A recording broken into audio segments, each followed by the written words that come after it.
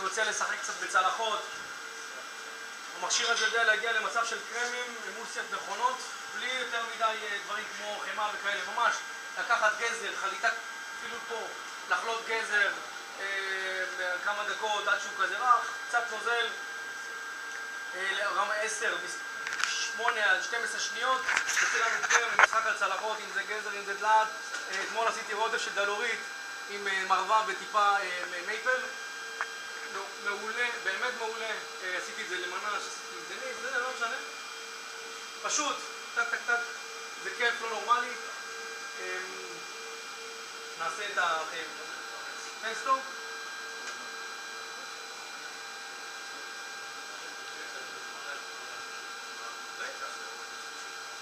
כששולחים... לא, תראה, הוא לא מקצר זמנים. לא, הוא לא מקצר זמן של בישול של משהו מסוים.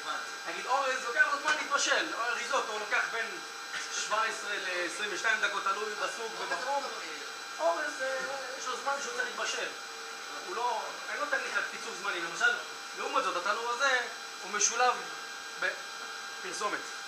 יצאנו לפרסומת, התנור הזה כן מקצר לנו זמנים, אם זה פיצות, סנדוויצ'ים, הוא עושה הקרמות, נדבר ברמות של שניות, כאילו 20 שניות עד דקה וחצי, פיצות, לחמים והכל. משולב מיקרוגל, אוויר חם ותנור. כן.